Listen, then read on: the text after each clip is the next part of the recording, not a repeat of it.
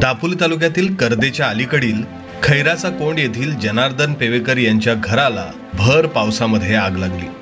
पाऊस कोसळत असताना देखील आगीतून मोठ्या प्रमाणावर ज्वाळा निघतच होत्या। प्रथमदर्शनी या आगीचं कारण शॉर्ट सर्किट सांगितलं जात आहे। आजूबाजूच्या लोकांनी आग विझवण्यासाठी मदत केली। सुदैवाने यामध्ये कोणत्याही प्रकारची जीवितहानी झाली नाहीये, मात्र घराचं लाखो रुपयांचं नुकसान झालं आहे। शमशाद खान, माय कोकण, कर्दे, दापोली।